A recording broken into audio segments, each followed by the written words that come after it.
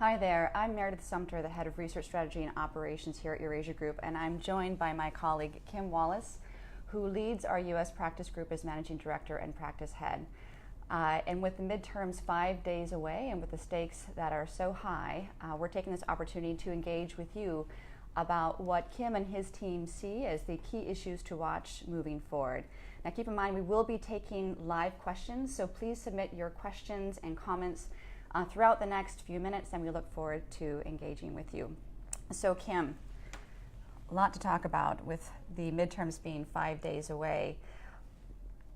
When you think about what's at stake at the midterms and what our clients and the public should be thinking about for Tuesday, what comes to mind? What should we expect the outcomes to be? Well, I'll get to the outcomes in a second. I think it's worth noting that superlatives and hyperbole really don't do this race justice. We haven't seen a midterm election like this in modern history, with enthusiasm at the levels that it's projected by self-identified Democrats, Republicans, and independents. Yeah. It's also worth noting that in many ways, the 2018 midterm is a revote of the 2016 presidential, given the fact that the president has made himself such a central figure in this election, both by design and by his presence. And also, I would argue, by his policies. And so, as tired as all of us are about elections, this one is different to the extent that we're all in one way or the other. As I make that observation, I want to stress that because we've all paid so much attention to this race, Meredith and I really look forward to an interactive conversation today. We really are going to leave a lot of time for your questions and hopefully our answers, so we look forward to that give and take. For sure. So, relitigating 2016 and 2018, I think that's a key theme that we will be talking about in the coming days. We've seen some key trends in voter preferences for both the House and the Senate, and I know that you've been tracking this over the last several months. What have been some of the key voting preference trends just in the last few weeks? Perhaps that's been different from what you saw in September and August, and what do you think that actually means for the outcome of what we're likely to see Tuesday night? Consistent with what we were talking about earlier, this feels more like a national race than a local or regional midterm election, to the extent that economics is still the number one issue, whether you measure it in terms of respondents talking about jobs, job creation, or just economic growth. It's a bit surprising given that we're so well into this economic expansion, with at least headlines about markets and about growth being fabulous, that so many Americans are still focused on economic outcomes. My sense is that this is the fuel for populism in the middle, the right, and the left.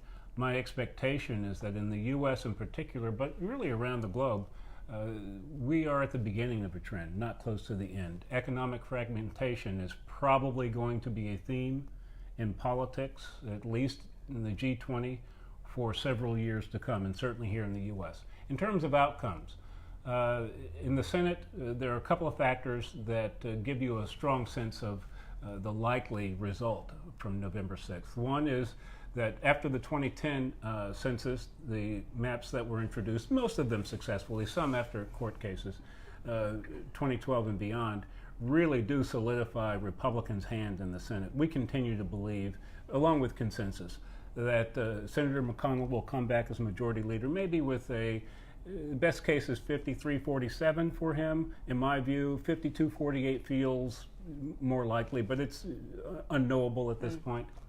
Another factor for Republicans has been the late stage push by the president. The president is playing less well in congressional districts that he didn't win. He's playing very well in a lot of these red states where some Democrats and some strong Republicans are up for re-election. Mm-hmm. In the House, again, consensus, we believe that all of the publicly available data point to Democrats retaking the House. The gap, of course, is the question. I'm comfortable with the notion that the next Democratic speaker, if it is in fact a Democrat next year, might have a voting margin of 15 to 20, unless we see something very unusual as the early voting indicates there might be. And the best case for Republicans would be for a gain of maybe 3 to 4 seats. But we're leaning toward the Democrats, as is everyone else, based on the data and based on the fact that a lot of those House races are going to be decided, the competitive ones, will be decided in suburban districts where educated women and Republicans more from the moderate side who have been adversely affected by tax policy will make differences in most of those races. So I want to actually go back to a couple of things that you said, and then we're going to dive into questions from all of you. So please keep those questions and comments coming in, and thanks very much for engaging with us. Struck by several thoughtful things that you said, Kim, and want to dig in on those. So the highly politicized political environment that we're in, that has been charged by several recent and some of them very tragic developments. Questions about how voters will or will not be swayed by developments such as the Brett Kavanaugh hearings and outcome, as well as by the recent mass shooting in a synagogue in Pittsburgh, the caravan of migrants that are heading to the U.S. border, as well as the U.S. response to the death of Jamal Khashoggi, a U.S. resident who was killed in the Saudi consulate in Turkey. What's interesting to me is the extent to which these charged issues will actually sway voters or not, and to what extent that will have a bearing on what kind of a wave we're going to see for the Democrats taking the House, and to what extent the Republicans can hold on to the Senate. You've often talked with me about the independent voters who decide these elections. So this is about 37% of the electorate, right? So even though you have these charged and some of them very tragic developments that are swaying voters, my sense is, talking with you, that they're actually swaying voters more so. They're reconfirming those on the far left and reconfirming those voters on the far right.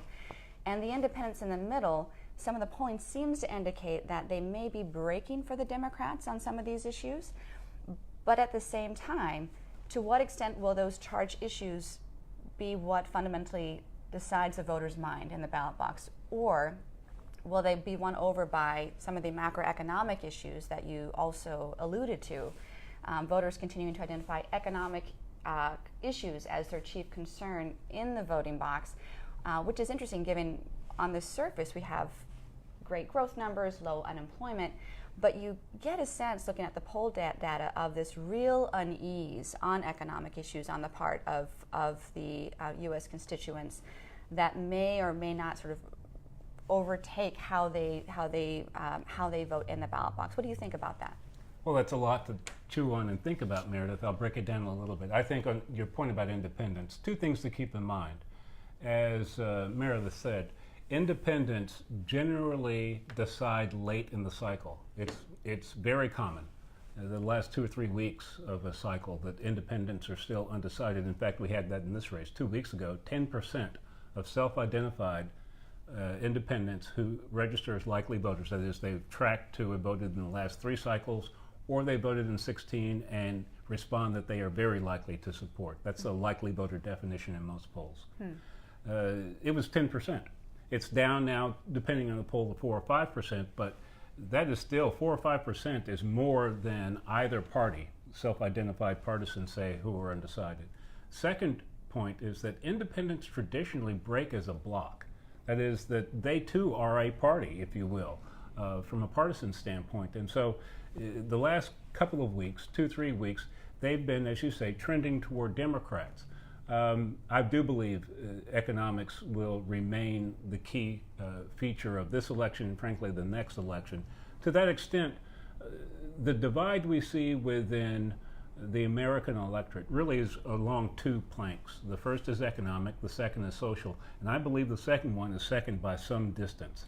I am in that camp of people who believe if most Americans felt good about their current economic conditions and had a much more constructive viewpoint of their economic outlook, even more importantly, the social issues that divide us would still be there and there would still be purveyors of division, but their impact and their numbers would be lower, in my view. Yeah. So I think that when people ask about the agenda for 2019, I think irrespective of the balance of power, macroeconomics is going to dominate this town, Washington, D.C., for the foreseeable future for a few reasons. Yeah, no.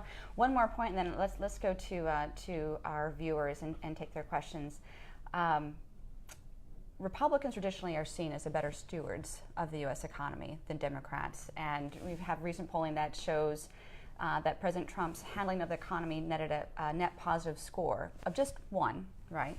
So a slightly net positive score. But we also, in President Trump, have an orthodox Republican administration, and so while he is seen as slightly positive on the economy, at the same time, economic issues such as health care, he and the GOP are dragging far behind.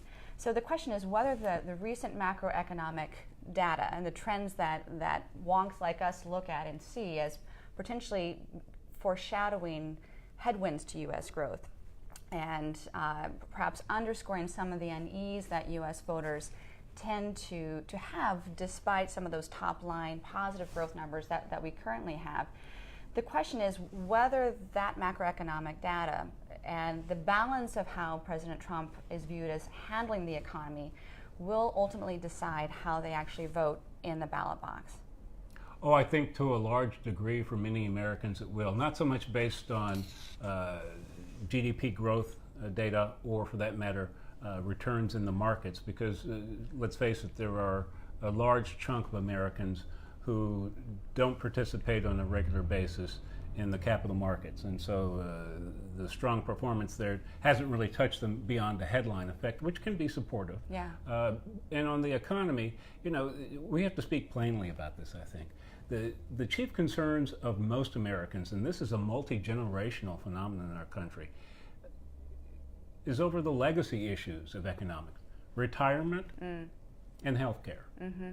And when you look at those two issues, neither party has over-impressed voters on plans for how households will deal with these issues. So I think economics will play a role not only in the upcoming results next week, but also, as I said before, be a very important role in 2020 and probably for some time to come. Again, populism, small p, is of the people. Yeah. We have close to 330 million, half of whom, little more than half of whom are voters. They're the people. I would actually also add jobs and workforce development to that as well. Sure. There's been some effort on the part of the Trump White House to begin to address some of those issues, but the issues are so vast that anything that we've seen thus far has not really been net positive in voters' minds. And I think that's probably true of most administrations in true. voters' mind. That's true. All right, so going to your questions and comments. Hey, good morning back to you, Diana Jean Healy. Thanks for plugging in. Question from Anthony Lawrence for you, Kim. Would a Democrat takeover of the House lead to volatility in equity markets because of a desire to impeach or reverse tax cuts? I think first you're going to put up with a little bit of volatility on the 6th, 7th, and maybe the 8th. That's just traditional as we pour through the entrails of every election result. In terms of Democrats' agenda, certainly fiscal policy is going to be front and center in my view. I think this is true irrespective of one's views of the near-term business cycle, whether we get